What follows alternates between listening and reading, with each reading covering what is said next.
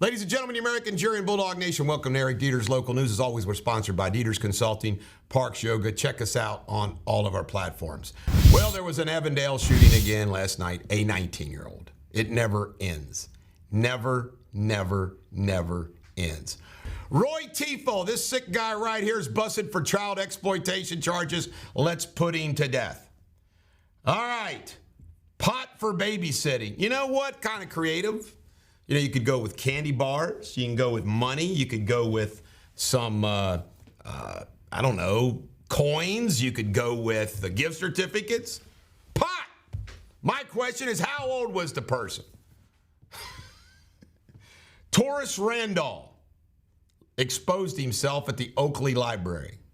Obviously has some mental issues. Randall Tolby was sentenced yesterday. This guy did some bad things. Lots of bad things.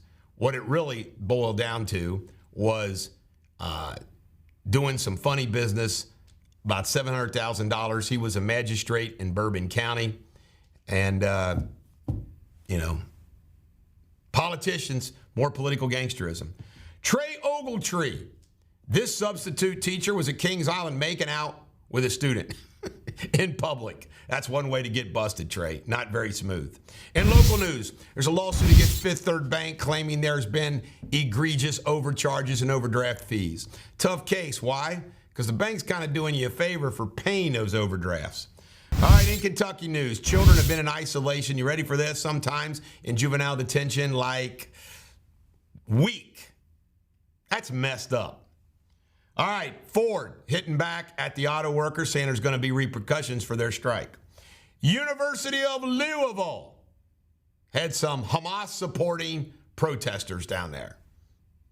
Western Kentucky University is spending a budget $2 million deficit.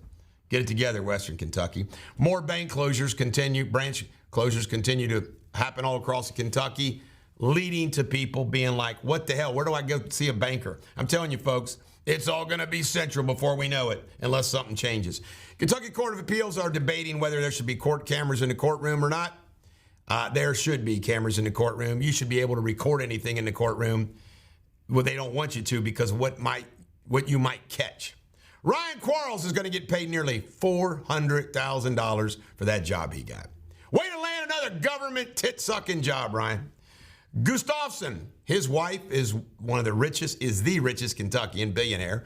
Dad started a storage company. They own Spendthrift Farm. He's going to now go on the Keeneland board. No shocker there. Yesterday, there was a debate between Daniel Cameron and Governor Beshear in Paducah. It was in the daytime, not watched or seen by many people, and it boiled down to this. Who thinks they're more normal? By the way, remember I called it Andy Beshear's going to win. John Calipari allegedly is a bad neighbor, according to his neighbor. I could see that. He's kind of a hot-headed Italian. In Ohio news, can't make this up, 5 masked men went into a Forest Park home demanding drugs, money from the homeowner. How scary is that? I'm telling you, folks, it can happen to you. Mike DeWine was at Cincinnati State yesterday saying vote early and vote often. A body was in a car and a pond was pulled out of Warren County yesterday. No word on who it is yet. Kick Sittenfeld while he's down. Well, I agree that Sittenfeld is a ruddy, pigeon-livered wagstaff, but the bottom line is, after he's already been sentenced, you know what they did? They asked for their money back, the city of Cincinnati, for paying him since he's been in a charge. This is the Bulldog. Every dog has their day. You have a great weekend.